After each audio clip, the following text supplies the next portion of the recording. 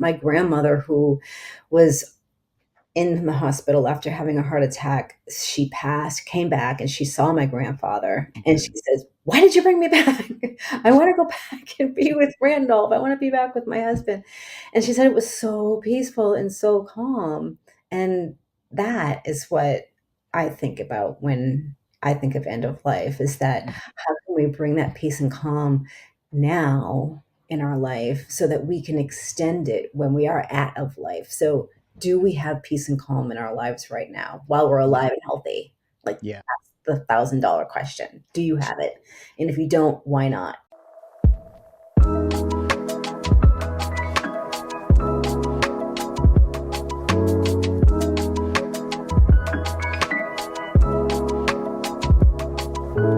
Welcome, everyone. This is my first podcast with a guest, and you know me well enough that I tend to just dive right in. So we're going to talk about death today.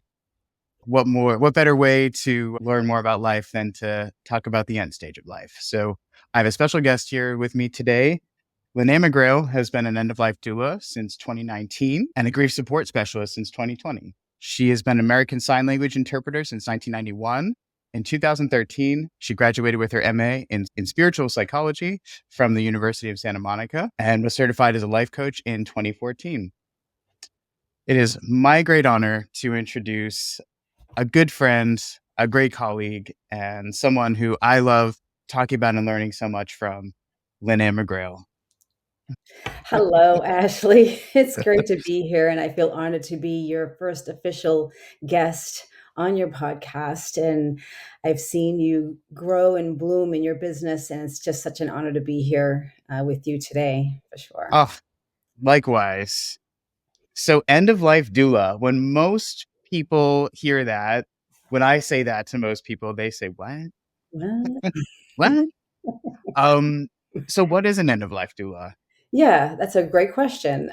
Well, an end of life doula, I always try to explain it from a birthing doula's perspective, because most of us have heard of a birthing doula, somebody who's pregnant who wants to have additional support while they're giving birth to their baby. And this is kind of the same thing on the other end of the spectrum. So now we're at end of life and we're kind of quote unquote birthing out of this physical body and perhaps into the next. So as an end of life doula, I provide that non medical, holistic approach to death. And what that means is that I'm there on a spiritual level, a mental level, a physical level to support this person in their process of letting go of their physical being. Not only supporting them, but because they're typically and most of the time surrounded by family and friends, I'm supporting them as well. And part of becoming trained as a doula, one of the things that they make sure that you know how to do is understand what it means physically to start to leave this body and what happens to Mhm. the body each time Absolutely. a person is at end of life. And it's different depending on what it is that they have. So, for example, if a person has pancreatic cancer and all of a sudden their belly is going to distend up and they're going to start to turn yellow, I have this information beforehand so I can share it with the families. And that way they know going in that it's not going to be a big surprise, even though it still is a surprise. It's Mhm. more about educating and giving them a knowledge base, because knowledge is power, especially in this situation where you feel like you have no power, no control of the situation. So really being there for them. And I always call myself a being with person. I be with people. I be with the situation. I be with the family exactly where they are. I don't go in there to try to fix anything, to make anybody feel any better. Basically just allowing them to be where they're at with all their fears, with all their questions, with all their concerns, and working Mhm. side by side with hospice, which is the ideal situation. I can Right. be the eyes and ears for them, allowing hospice to come in and do their job, and then I can stay after and be with them longer, which is one of the reasons why people like to use end of life doulas, because hospice can't stay there as long as they would like them to. And with good reason, because hospice is very busy and they have all their paperwork and they're very limited to what they can do. But they are an unbelievable organization. So anybody, I always try to disseminate that stigma around hospice where people are afraid to use them because then I'm going to die. Yeah.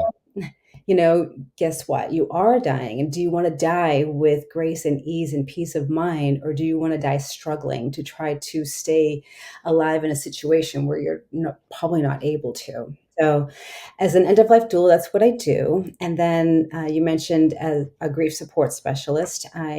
During COVID, so I started this business as an end of life doula. We actually have a company called A Better You, and we had a division of A Better You, which we created a place called A Peaceful Transition, which is where I do my services for end of life doula. Mhm. And before COVID, I was going in and seeing people in their homes and meeting people in person. And then, of course, the pandemic hit and all of that changed. Of And course. someone who is not feeling well, especially at the end of life, the last thing they want to do is be on Zoom and try to figure out Yeah. a conversation. So I kind of shifted what I was doing from being bedside to supporting those in their grief process after the person has passed. And so went and got certified as a grief support specialist and now do a lot of my work. Probably 75% of my work is in the grief field as opposed to the end of life field.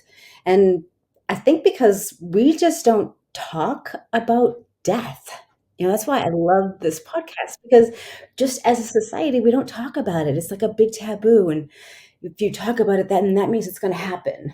It's kind of Yeah, like totally. you talk about babies, that means you're going to get pregnant. It's like, no, And that's not going to be the case. I feel like we spend so much time avoiding the topic of death that all of a sudden death is at our door and we haven't actually lived or, done a lot of the things that we felt we should have done. And Just that's why what better way to help people kind of think about their life than to think about the end? Because there are two things certain in life, death and taxes, right? exactly. Well, it's interesting. Doing this line of work, it has really truly taught me how to live, how to be fully present. Mhm. They have the regrets of the dying, and I think I even like printed out a list like the 5 things of that people regret the most. And the first one, which is I wish I had the courage to live a life true to myself and not the life that others expected of me.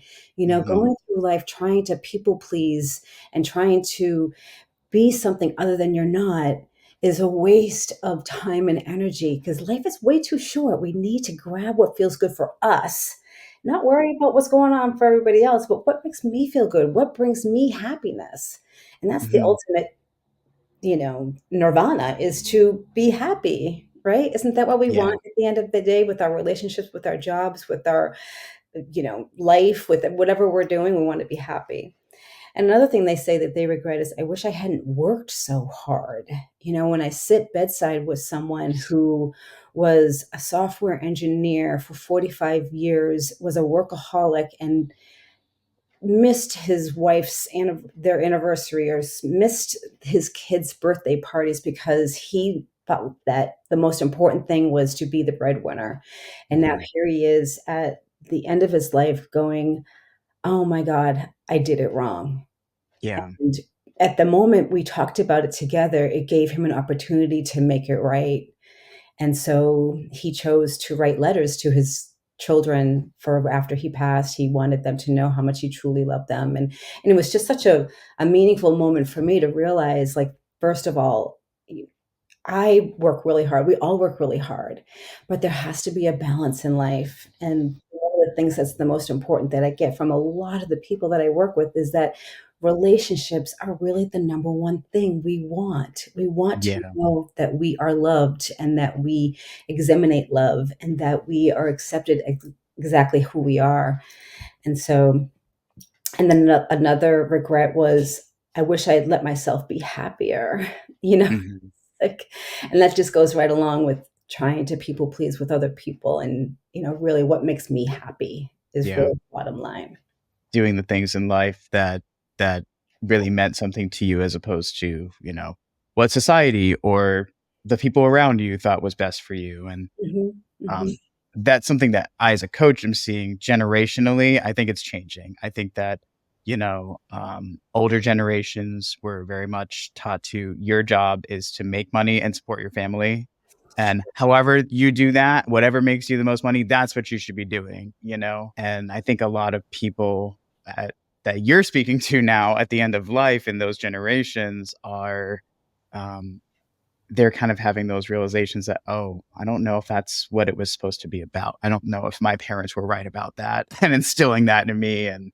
And fortunately, I think that the way we look at life is changing a little bit. I think that the younger generations are realizing that, like, my parents can tell me whatever they want, but I think that I've got to do what's right for me. And it's certainly causing some generational rifts and some complications in family dynamics and things like that, some disagreements for sure. But I think it is something that is changing, luckily. But Great. it's definitely still something that we still need to get out there and people still need to focus on because, it's all something we need to think about. It's coming for all of us, and, how we spend our days are important, and and how we also relax and, you know, spending time to just cherish time with the people you love and things like that instead of, like you said, blowing off the baseball game for that overtime or something that, yep, sure, we all have to put food on our table. That is a reality in our world, but, you know, love is the real fabric of the universe, in my opinion. So, Yes. I too feel that there's a shift happening. I think there's more of an awareness now. I think because of the younger generation, where they're more like, let's just talk about hard facts. Like, are we really happy? And that generation that is going, wait, that 9 to 5 job, that didn't cut it. It's not cutting it, you know? yeah, And so understanding that we have just quote unquote this one time to be in this physical body this time around on this earth, and how do we want to live its purpose, because we're all here, I believe, from my own spiritual background, that we are born with a spiritual curriculum that mhm, we are here to fulfill. And whatever that looks like is different for every single person on this planet. None of us can know what the other person's spiritual curriculum is, so we best stay out of their business, but yeah. what their purpose is. I mean, that's just, it's true. I mean, we spend so much time trying to control other situations outside of ourselves when really we need to be just controlling this person right here. Controlling ourselves. Yeah, more and more people discovering that, and we're all on our own journey. That's something I try to reiterate to people. Everybody, you can want others to think differently or act differently sometimes, but you only really have control over you, and likewise for the other person, they have control over them. It's their curriculum, as you say. It's their it's for them to sort out at the end of the day. Yeah. Yeah. I mean, we truly don't have any control over our environment, but Mhm. we do have control how we respond to our environment. And it's especially true at end of life when you're working with someone who has literally exhausted all options for cures, all options for being on the planet a little bit longer. They are at end of life. And when you're confronted with that, wow, it's really, really deep. And it can bring up so much um, feelings, so many like different ways of looking at it, and looking back and trying not to have regret, and trying not to, if you will, open up the closet with all the skeletons in it. And one of the things I do as a doula is truly allow a person to get the skeletons out of the closet so they can have that peace of mind Yeah. at end of life. I'll give you one story where this woman who was 83 years old, and she had colon cancer, and her son were estranged, and she was feeling really badly about that. And I said to her, I says, I'm happy to try to reach out to him and say, hey, your mom is at end of life and she would like to speak with you. And she said, that would be great if you could do that. So I did. And his response to me was, you have no idea what it was like growing up with her. She was evil. She was mean. She was not Mhm. considerate of my feelings and emotions growing up. She was very self absorbed. And I said, I hear that. I hear all of that. I hear that anger.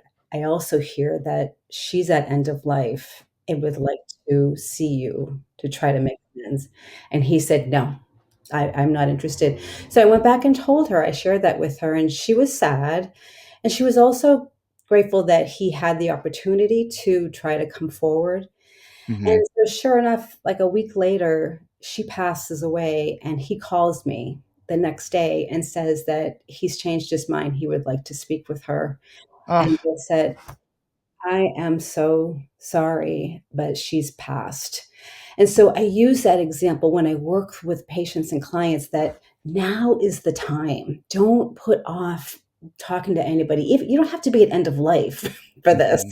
If you have Yeah, a riff with somebody, if you have any skeletons in the closet, get them out. Get them out. yeah. Clean out the In closet. fact, you don't have to be at the end of life. This is the whole point of the conversation. So you Yeah, do it now, not 50 exactly. years from now or whenever your time's coming, you know? Exactly, because life Yeah, is precious and life is short, and we don't know when it's gonna be our time. I mean, those people that were on that bridge in Baltimore did not know when they went to work that day that certainly it was not. their last day. What a turn of events, you know? You know, and it's true for a lot of people who die in that sudden way. You know, Hmm. sometimes it feels a little different if we're given a diagnosis and then that's the end comes slowly toward us, and people will often ask, "What's harder to have a sudden death in a car accident or a long drawn out one that you know is coming?" And I said, "There is no harder or easier with either one of Yeah, these. They're both difficult. The one that right. has a little bit longer time, like for my dad who had dementia, it gave me an opportunity to be more forthcoming to him, to share with him my thoughts and feelings while he was alive. So there is that benefit. But Yeah. I say don't wait until that happens. Talk to Don't put people. yourself in that position. Right. Even if Yeah. if my dad died the next day in a car accident, I would have want to know that I was still open and shared with him everything that I felt about him. So Mhm. not waiting for end of life to do these things is really key, which is Mm. the whole Absolutely. point of this. Yeah. And going back to your story for a minute, it's one of those things where obviously this woman put off this conversation for so long because she knew what was going to be on the other end of that phone call was you have no idea what she was like and that you know what I mean. Mhm. But that person also realized that oh my god, that's my mother at the end of the day, and you know what is it to me to try to make some kind of amends with her before she passes on, you know? Mhm. Um, Can we forgive? Can we let yeah, go of our and anger? I think with for the person who has to do the for the person who has to extend the olive branch, so to speak, in that situation, um, don't sell the other person short on their ability to kind of be bigger and kind of meet the occasion and be there with you. Yeah.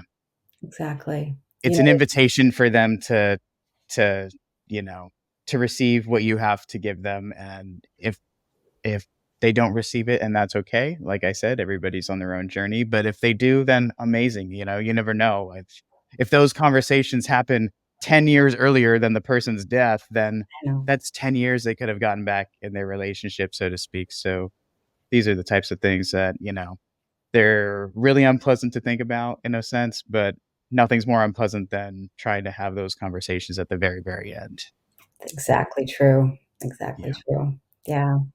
Um, how did you well, I guess I could say that Lynn-Anne and I used to actually network together, and she was the life coach in our group, and I was doing mediation still at the time, and we both kind of did this ships passing in the night thing. Yeah, Pass the time.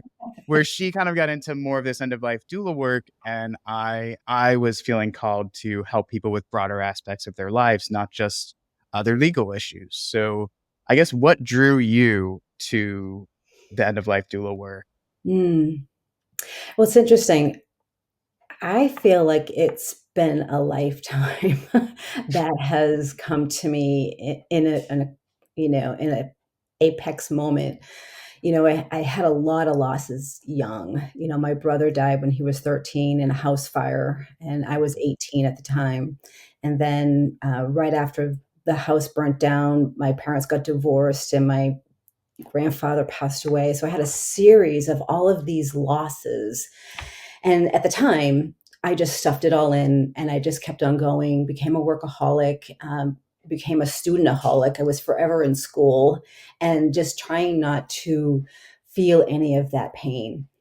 And years later, I went through a whole nother series of people passing in my life, my best friend, my dad, and then the most recent one, which was a catalyst to my becoming an end-of-life doula, was with my niece, who at the age of 32 died of Crohn's disease.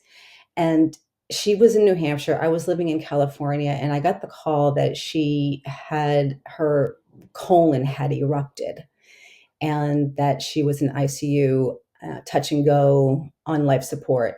So I flew out red eye and sat next to her. I And remember actually. you do, yeah, I was Yeah. in BNI at that time. And I remember just sitting bedside with her and just seeing her slowly leaving her body. And I had this most unusual sensation. It wasn't that of fear or sadness. Well, of course there was sadness, but it was this I don't know if it was curiosity or just intrigue in how a person is really letting go of their physicality and seeing her systems shut down, her kidney, her liver, and then eventually her heart.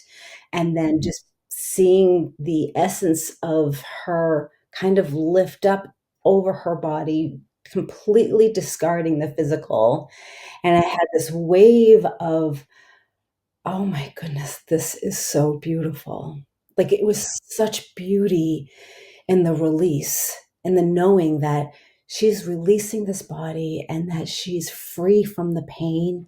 Mhm. And knowing too that she didn't really die. So when we talk Yeah. about death, it's not death as in that's it. And it depends on how you think about death. Like, some people feel that that's it, you're done, there's no coming back, and you know, that's it. Like, dead as a doorknob, they used to say. Yeah. No, for me, it's a little different. I feel like that's the next phase of It's the who. beginning of the next phase, perhaps. Yes.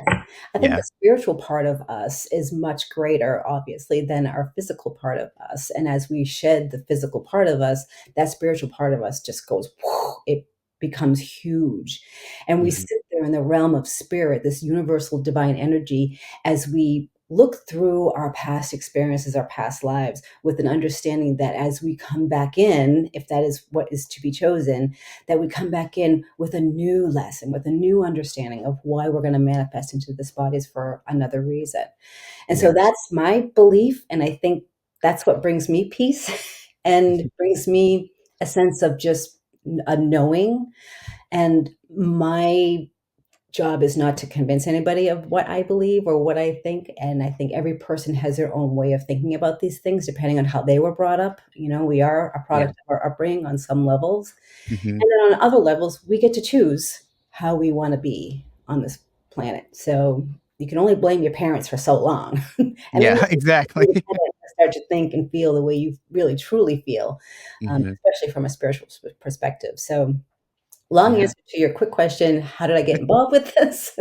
Was really through a series of these deaths, and then finally, Being around death, yeah. And frankly. when it happened, I thought, "Oh gosh, like, this is really a weird feeling. What am I, like, some kinda death angel or something? Like, this doesn't feel right." Like, and yet it felt right. It's like, Yeah. just feels unusual. And so I was sharing with some friends, believe it or not, the following weekend, flew back to California, went to a women's entrepreneur weekend in downtown LA. And I was telling them about this, and they were like, "Oh, that's an end of life doula." And I was like, "A what? Yeah. What is that?" So I went back, and of course, you Google it, and as soon as you Google it, a plethora of options come up for schooling You and fell down a rabbit hole and ended up an end of life doula. yeah. Exactly. But I found a really good school in New York where it was online and you could also do things in person. It was required that you became a volunteer of hospice, which was one of my main reasons for joining their school. And in that process, it was intense and it was wildly benefit for me. I mean, it was such a, Mhm. a blessing and a gift to have experienced that and then take that learning and put it into my own business. So, Yeah, it's interesting what you say about the process of being around death and then, you know, your belief system. Well, you have a degree in spiritual psychology. So did that kind of was that the start of you kind of on that belief system, or was it kind of more as you dove into this field that you kind of shifted your view, or your view became expanded, if you will? Mhm. Yeah, I mean, I think growing up, I always felt like there was more to us than these physical bodies. I did have some earlier experiences in my life sitting by a lake, and there was this a wooden cross that somebody had made, Mhm. and I stared at it, and all of a sudden it started to glow and had these like sparkles coming from Oh, it. wow. And I had the sense of that was energy, like that was energy that was in the air. Like we're all made up of this energy. And it was Mhm. this feeling like, oh, well, that's kind of fun. Like, so there is more. And so I started to learn about spirituality younger. And I think going to USM, the University of Santa Monica, where I got my degree, kind of helped me put a language to it, give me some, some tags, if you will, some labels to what it was I was already experiencing. And then, of course, the school itself was amazing. They just taught me how to really shed those layers of, they say the onion, when you peel the layers of the onion. I don't say the onion. I say peel the layers of the artichoke, because when you get to the center, which is the heart and the most juiciest part of who we are, then that's the real me. That's the real Right. us. Well, I love to always ask people that question, like, what kind of led you down this path? Because, I was not I wasn't really necessarily raised with religion. I had a weird, strange mixing of, my father's side was Jewish, and so my paternal grandmother would have preferred we were raised Jewish, but my mom wasn't down with that, and so it resulted in no religious upbringing or anything like that, and so I never really super thought about it. Mm, I didn't think that life was meaningless or anything like that, but I was just like, well, it might just be this life and that's it. So I'll just give it meaning for me because I don't really hold a belief system like some people are raised with. And then at some point, somewhere in conversation, someone actually it actually came up as a conversation surrounding hypnotherapy. I was not raised to think that hypnotherapy, but I believe that there were altered states of consciousness and that you could perhaps get somebody to think about something differently in that altered state of consciousness. I was unaware for a very long time about past life regressions and things like that. And so, actually, it was my therapist recommended. She's like, if you're interested in learning about this topic, why don't you read this book? It's called Many Lives, Many Masters. oh, Great book, right? book. Yeah. What is his name? Brian something? Weiss, I think. Yes, that's it. Brian Weiss. I Yeah. was like, it's Brian something. Brian Weiss. Amazing book. And if you are interested in learning about, you know, the conversation of what a past life looks like or what multiple lives really looks like, Mm. I think it's the best introductory book because here is a man. The book is about like a Harvard trained psychiatrist who he did hypnotherapy with his clients, but he usually did regressions, which are like regressing back to a point in the present life where, you're exploring perhaps a childhood trauma, whatever the person is having trouble or kind of stuck with, you can bring them to an altered state of consciousness, bring them back to that moment and heal the inner child or whatever the mission is once you kind of get there. Essentially, I'm not giving much away from the story. It's still worth a read to say that essentially this psychiatrist was working with a woman who had really terrible anxiety and depression and had been to every psychiatrist around town. Nobody could really help this woman. And so he's like, let's try like a regression. And so, he's trying to explore like, was there a trauma in this life that has been unexplored in this woman? And one thing led to another, and essentially by accident, this woman slipped into a past life, Past. and it took him a while to realize, like the way she was describing her surroundings and all of these things. He's like, she's like What's going not in the on? present day. What is going on? And one thing led to another. This guy turned from a skeptic who continued with it because it seemed to be helping his client. He was just like, well, my interest is in helping her, and this is helping her, whatever it is. To kind of having oh my oh, oh my god, this is real. I can't come up to any other conclusion other than I don't know how to explain this exactly, but it's real. information was coming through to him about his life that nobody else knew, things that you just couldn't possibly explain, that this woman could not possibly know. So it was interesting for me to read that book because I'm like, oh, this is how you show somebody who has a very meticulous background where the unexplained is not something that they venture into or accept. If there's not a study with information and a concrete conclusion, that Mhm. they couldn't get past that belief. But all the things that happened to this guy in treating this woman led him to believe that, oh my gosh, like there must be more than this, because I can't come up with an explanation for all of this stuff that has happened. So if you've never read that book, highly recommend it. I don't know if you have any similar recommendations on that front, but Well, it reminds me of William Peters at Heaven's Door, where it's more of a like that paranormal thing where this person, you've heard of near death experiences, right? This is going off the yes, topic a little bit, but it'll come back. Near death experiences where a person actually has a situation where they die and then they come back. And yes, a lot of the medical community says that that's not really a spiritual event. It's more of a medical event because that person has lack of oxygen and there's a chemical release that happens in the brain. Well, there's this gentleman, William Peters, who had experienced a passing of a loved one, and he was bedside with this person, and that person's starting to release their body, and William, being bedside, was all of a sudden transported out of his body, and the two of them were up in space in the room together at the same time and looking at each other. And then his loved one slowly started to descend forward, upward toward this light, as we hear so often about. and that trip wasn't meant for him. It was just meant for the other It's meant ones. for his loved one. So he Mhm. traveled with his loved one up to the other side of the veil where his loved one saw his parents. They saw his favorite dog. They saw the neighbor who had passed a year ago was there. And then his loved one crosses over the veil, and then William comes right back into his situation and goes, "What was that? Like, What just happened to what me? just happened?" And what I love about that is that it debunks the medical perspective on, he wasn't dying. He wasn't lack of oxygen. He didn't have any, crazy things happening in his brain as far as He acid. wasn't on drugs. There was no explanation for the very visual and very So real feeling experience that he had. Yeah. exactly. So what I love about it is that it just shows that we are more than just these physical bodies. There is more. There is an afterlife. There is stuff that we had many lives. I mean, we've been around for many times. Each time we come, we have a different reason for being here, a different purpose, a different lesson.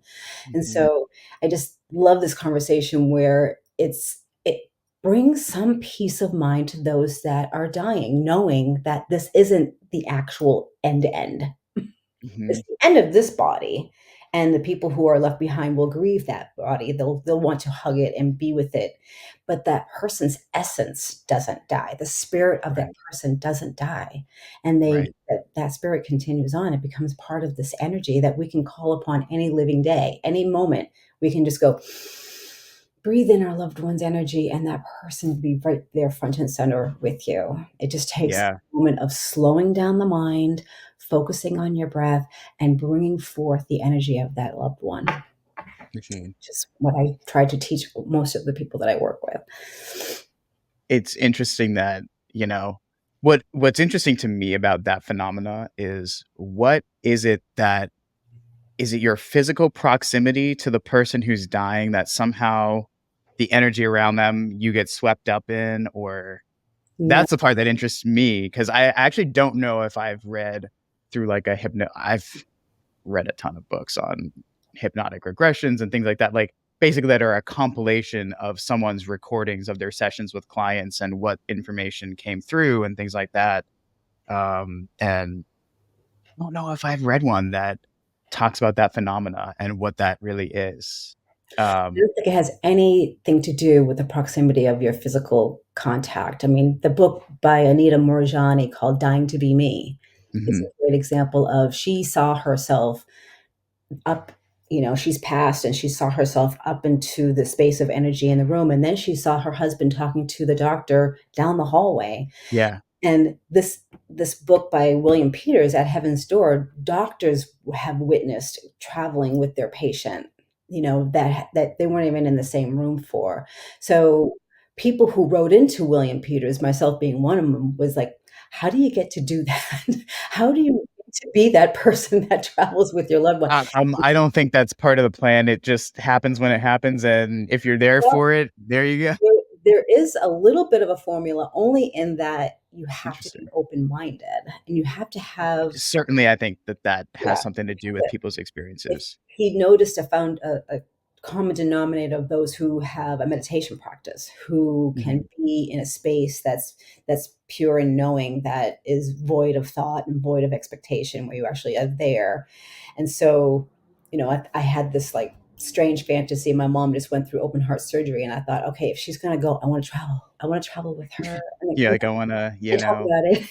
But luckily, yeah, we didn't have to do that because she's still with us. it's not Very her time excited, yet. very Bless her heart. Yeah. But what a gift to do what you do. And, your mom's getting a little older, obviously, and she's had, her health stuff lately. So, you know, it's a beautiful place to be in when you can learn to look at death differently Mm, because, look, your love for that grief is very much about, your love for that person just has like nowhere to go because they're not here in the physical with you to receive it anymore. And so that's, it's hard to deal with that aspect of it. But I think there's a lot of peace in being open at least yeah. to the idea that, you know, maybe they're not really gone. Maybe they're just not quite right here in this physical Well, I plane. mean, it's the craving for that physical that when I work with my grief clients, that they just, I'm working with one woman who lost her husband, sudden heart attack, Mhm. and her thing that she misses the most is when they went to bed at night, he would put his arm around her, and they would sleep side by side, and that's like, you can't get that back. No. But you can go to a place where asking him to come forward to spend that energy with her. Like, Mhm. people think that, her husband passed away a couple of years ago, and she's like, why aren't I over this already? Like, I feel like I should be done. And there's this misnomer that grief just kind of gets smaller and smaller and goes away. I have a little diaphragm here, right here. Yep. See that? Yeah, I can see it great. Yeah. So people think it's small here, and then it just kind of gets smaller and with time. And in Mhm. reality, grief stays the same size, but life just becomes bigger around it. You grow So around it. Yeah. yeah, it doesn't go away. We just become bigger. And I think that helps to explain with a person who is grieving that it's okay to still be grieving. There's the societal understanding that, after 3 weeks you should be back at work, you should be dating somebody after 3 months, and you should Oh be my remarried gosh. for a year. And it's really sad because people put so much pressure on themselves if they're still grieving. And part of really what I do, and this is through one of my masters, my guru mentor, David Kessler, who is a wonderful human being who's lost his son, wrote a book called Finding Meaning in the Oh, Person's Death. So finding meaning. And when that person is sitting in front of you and they're just like, what's wrong with me? And really, the idea is that their grief, first of all, has to be witnessed, it has to be acknowledged. It has to be okay. No matter where they are in their grief, it's okay. My dad died 3 years ago. I walked into a grocery store and they were playing his favorite song. Like a wave ran over me. I was sobbing, running to my car 3 years ago, and it's still gonna get triggered, and it's okay. Most of the days, I'm good, but people need to understand that it's perfectly fine. There is no right or wrong way to grieve. And so, first, holding space for them, acknowledging where they're coming from, and then helping them create a new norm. What is it? feel like your spouse is gone. Now you have to do everything on your own. And Mhm. that can be really hard. Even just going to the grocery store by yourself or driving by your favorite ice cream place that you used to go to can be really triggering. So, Mhm. one of the things I just offer is that it's where a person is in their grief is exactly where they're supposed to be. And Yeah. that's what I do as part of my be with persona, where I just be with people as they do that and offer suggestions Yeah. too. Have you ever experienced someone who I had this experience with my father. My stepmother passed in 2021, May of 2021. Mhm. So I took a emergency trip out to Massachusetts to be with my dad during that time, and my brother and I were, my brothers and I were all concerned. They were like, I feel like Dad's not sitting with his grief at all. Like Mhm. he's just kind of doing. He's just finding projects around the house. He's doing anything to avoid feeling this, Yeah. um, and my stepmother was, she was a complex person, and she had a complex personality, and it was funny. I was actually kind of touched that some of the folks that came to her funeral were actually really honest about Oh, you right. know how she was a colorful person, and sometimes I love the word um colorful. yeah, she could be she could be a little bit of a difficult person, and it was hard to understand her sometimes. And but you know what, I think that was um them showing love for that person despite all of that. And my dad's in a much better place with it now, I think, but there was a time there where um there was a strong avoidance to feeling it and sitting with it. And I think that's probably the only thing that people sometimes do that maybe comes back to bite them a little bit, because that grief, it's out there, and it doesn't just go away, as we talked Doesn't. about. So it's It going to doesn't. hunt you down eventually and catch up with you. Well, and that's so true. Like the energy of grief is extremely heavy, and so you Mhm. have this grief that you're carrying around with that you don't talk about. You have these coping mechanism. Either you're a workaholic or you clean your house too much or whatever it is. Right. But the energy of grief has to go somewhere, and unfortunately, if not released out of the body, it manifests in the body in the way Mhm. of dis-ease. Ulcers and heart attacks and things like that. I mean, I don't want to say those things to scare people, but it's an actual fact that the Mhm. energy of grief is extremely heavy. And to release it is the best thing, is the road to healing is to be able to release it, even Yeah. if it's years later. And so And on that note, I think do holding that. on to emotions like anger, resentment, Yeah, similarly can have not absolutely. so great effects on your spirit and your body, mind, body, spirit. Well, that's Um, we're made up of that trilogy, mind, body, spirit. yeah, that's right. And I tell people in coaching too, I'm like, look, if you're just going to therapy and addressing your mind, I mean, that's great. It's a good start, but that's not all of it. That's not all of it. Um, so it's a all encompassing endeavor, if you will. Mhm, mhm. What are your favorite parts of the job? Well, my favorite parts really coincide with my worst parts, which is kind of curious. So, as an end of life doula, and I have the privilege and the honor of being in people's homes and seeing the difference of what happens when a family has not talked about death compared to a family that has talked about death. Mhm. So, a family that has not talked about it, mom's in bed, they've got hospice, she's getting ready to release her body, and everyone is in panic mode. So now they're trying to make decisions in the 11th hour in the middle of crisis. Well, does mom want to stay in that machine? No, she told me she wanted to get off the feeding tube. Well, no, she told me she never wanted to be. So then you have this back and forth because it was never talked about. It was never Yeah. brought up. And to see that is so painful, only Mhm. because it's preventable. And so Right. when I go into a home that has had that conversation, they've talked about a vigil. This person has already expressed who she wants in the room when she's getting ready to pass, what she wants to be wearing, what music she wants to be playing. She wants to have flowers. She wants to have her dog next to her. Like there's the discussion, there's a conversation Hmm. about that. And that to me is so critical to talk about what it is that you would like to have for yourself at end of life. And we talk about healthcare proxies and having advanced care directives, which are all Yeah. super, super important. Very What it important. is that Yes. As a you, person with a legal background, and yes, I've seen the dark and awful, the ugliness in oh, people surrounding when someone dies. And they're just like, oh my God, just so selfish sometimes. Like all I have to say about this is all of the childhood themes that were present with like the siblings when they were kids show up with a force when mom and dad are dying.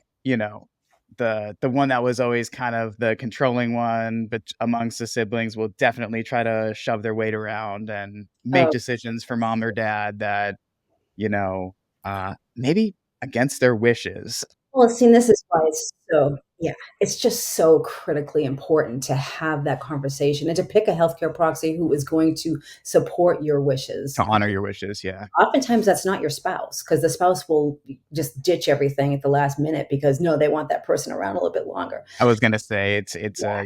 the want to keep them around longer can influence, So I get a lot of questions about like, well, my spouse doesn't want to talk about end of life. Like, how do I even bring it up? And there's this organization called the Conversation Project. And what they do is they will send you a kit on actually how to start having that conversation. oh, that's a great resource. Oh, it's a wonderful resource. And you can tap into their, conversationproject.com, and they will send you this free booklet, and it's like from A to Z. Find a time where it's not charged, where it's just a nice Sunday afternoon, and they give you prompts and how to bring it up.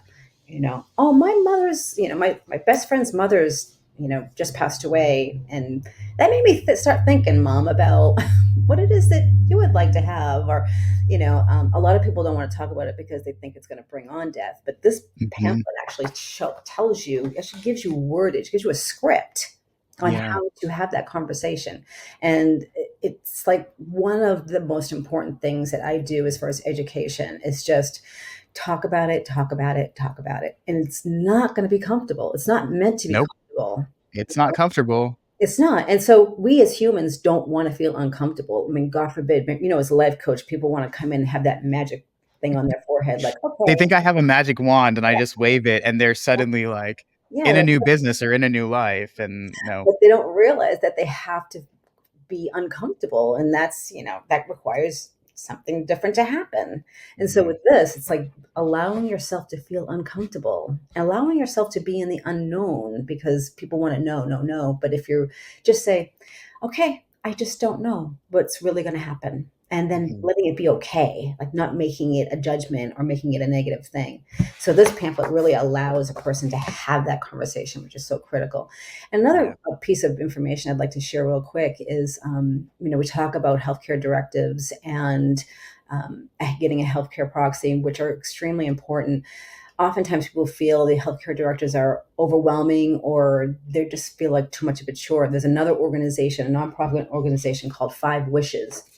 And this is a pamphlet that allows you to spell out what your five wishes are at end of life. Oh You wow. pick your person who you would want to speak for you. You talk about what you would want to have done with some of your arrangements in your home. And what I like about it is at the end, there's a script that says, I am going to forgive anyone who I have harmed and who has harmed me. I release any guilt of anyone who is holding any kind of guilt toward me. Like, it's a beautiful paragraph. And I just thought, oh, this Yeah. is great. And then you sign it and you get it notarized, or you have two people witness it. And that becomes your healthcare directive. You can use that. It's actual Oh legal. wow. Yeah. That's great. Yeah. Great for people who, unfortunately don't take those steps when they probably should. It's important to do, but I'm glad that you mentioned that because I did not know about that resource. That's amazing. important stuff to take care of, and something to direct you or your friend or somebody around you to if there's ever a need. I want to go back to some of the unexpected things that Mhm. happen when someone is, about to transition or kind of in that space, that end of life phase. What kind of things that, I mean, I've read many things about, what we might characterize as a paranormal experience, like much about what we touched on earlier about, like a shared death experience like that, or someone seemingly maybe coming through to say goodbye to somebody in a very strange way. All of a Mm. sudden, somebody feels a presence next to them and something moves on the table right in front of their eye. I actually know somebody that went through that experience. Oh, Like wow. a friend of her husband's, like his best friend, died very suddenly and unexpectedly. It was like a car accident or something. Mm. And they were like just receiving the news, like someone was on the phone reporting it to them, and she was sitting in the living room and somebody else was sitting next to her, and there was a table in between them, and they felt weird all of a sudden, and they saw a glass literally get moved across the table, and they both looked at each other like, you saw that, right? I've not And used that. I could tell that she was not somebody that was like super open to things like that, so it really threw her for a loop. But yeah, just if you could share just like some of the things that tend to come up for either the person dying or the people around them when that time has come, Yeah. because they can be unexpected, and I think that they can probably scare people if they don't know what they might be looking at. Yeah, yeah, exactly. I had a call from a friend whose friend was passing of cancer and at the end stages of cancer, and she needed to talk to an end of life doula immediately. So I went, and this was over at UCLA. And when I got there, she said, "Don't you see them?" And I said, "Are you seeing entities in the room?" And she says, "Yes. Do you see them?" I said, "I personally don't see them, but I believe that you do." And I Yeah. said, "Do you know who they are?" And she says, "Well, I know of them. Like there've been people in my life, but not anybody that's like my ex-boyfriend or anything fun like that. Mhm. Like it's just my neighbor who's sitting there with his bathing suit on right now in the room." And I was like, "Okay." Well, Okay. like, let's just get curious about it. Like, what does it mean to you to see your neighbor in the bathing suit? She's like, I have no fucking idea. Like, I have no idea. That's why I feel like I'm losing my mind. I said, you're not. You're not Yeah. losing your mind. I think as you start to transition of releasing the physical, that spiritual part of you gets bigger and bigger. So you start to see and understand more of the things in realms that we can't see or understand in the physical body.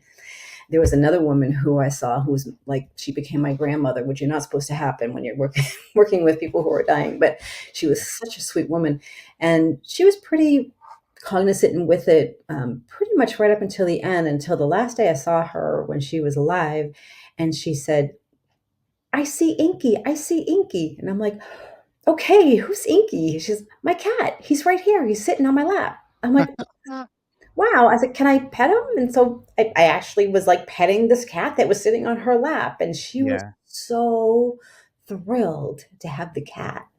And I said, Yeah. "The cat's here to help you transition. The cat's helping." Yeah.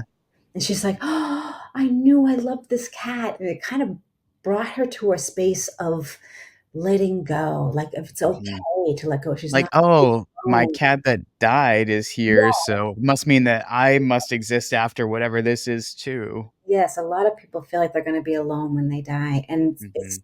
my belief is that you're not. You're not. There is a people that love you that are there waiting for you. My grandmother, who was in the hospital after having a heart attack, she passed, came back, and she saw my grandfather. This is my mom retelling the story to me, and she Mhm. says, "Why did you bring me back? I wanna go back and be with Randolph. I wanna be back with my husband." And she said it was so peaceful and so calm, and that is what I think about when I think of end of life, is that Mhm. how can we bring that peace and calm now in our life so that we can extend it when we are at of life. So, do we have peace and calm in our lives right now while we're Yeah. alive and healthy? Like, Yeah. the $1,000 question. Do you have it? And if you don't, why not? If you don't, then you need to see Ashley. Get your shit together before Get you your shit together. That's right. I don't know if we're allowed to swear on this thing, but it's like, to really truly, We do what we want on this okay, show, okay? yeah, truly understand that how we live is how we die. If you Yeah, live your life in negative and see the worst in everything and see that life is against you, then as you get at end of life, it's going to feel even worse that life is against you. What did I do wrong? God's punishing me. And if you live a life of just being in the moment, being in the now, understanding that these things that happen to us, they're just experiences. They're not hmm who we really are. They just shape us to help us become better versions of ourselves. But something that happened a couple of years ago that I hated happening is not really who I am. I can let go of that experience. It doesn't yeah, define me.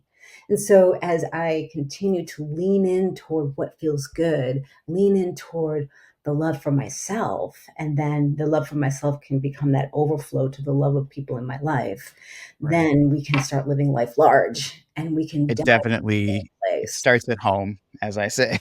It starts with an inside out job. Yeah, Absolutely. I work from that space, even at end of life. We're talking about inside out. How are you inside so that it can bring forth the external part of energy that you want to have happen in your life. right. But living happy now means dying happy later, most of the time. Absolutely. And those experiences, I've read a lot of interesting things about them. And actually, there's if people are interested in learning more about like um collective experiences involving the other side or whatever you would like to call it.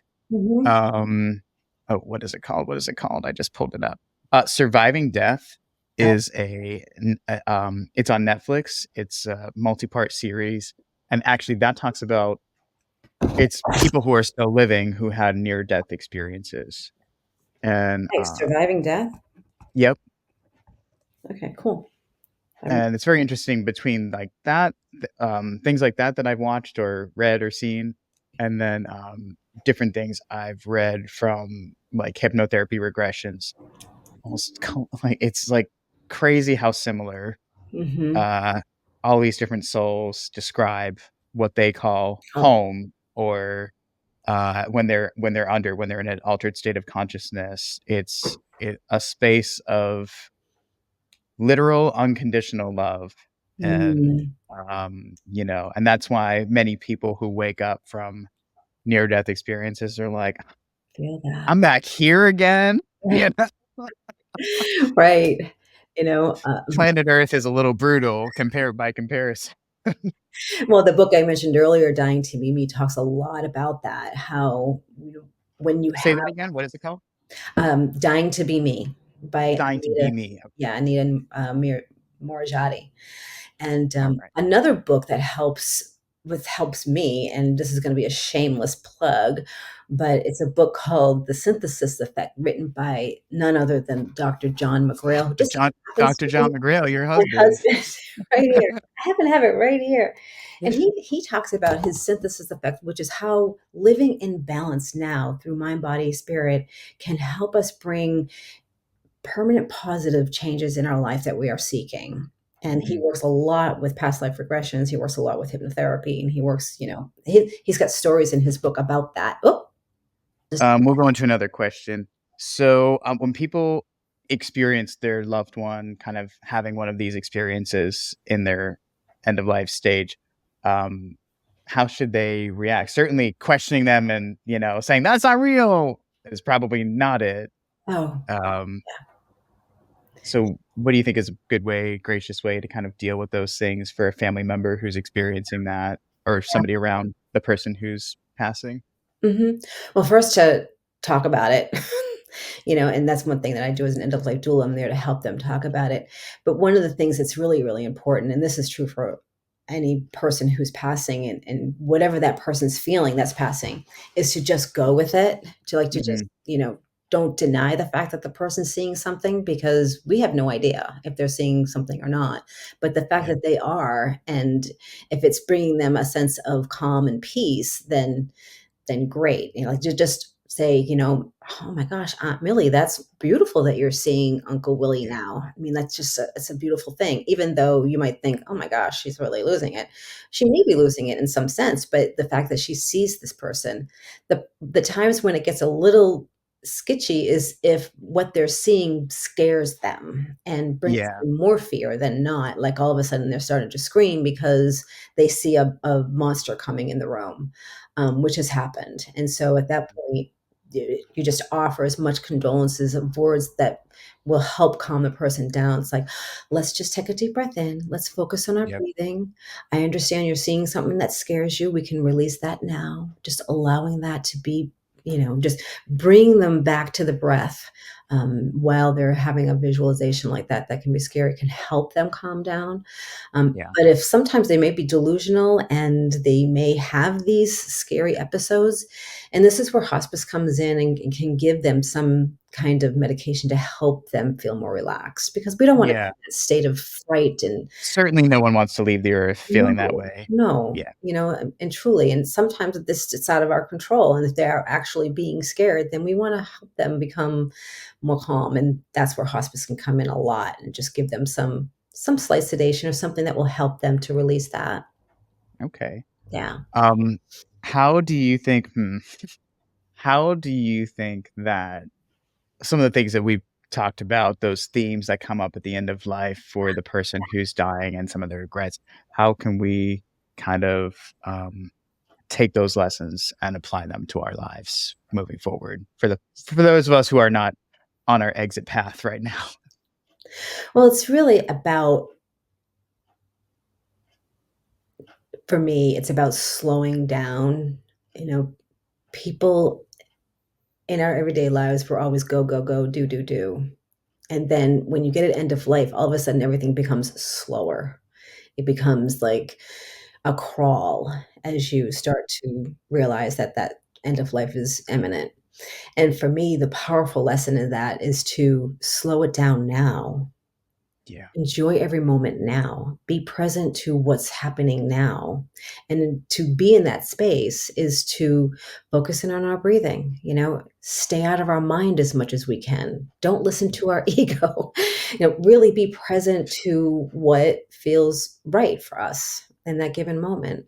And if it doesn't feel right, then what can make it feel right? What are the options to make it feel right?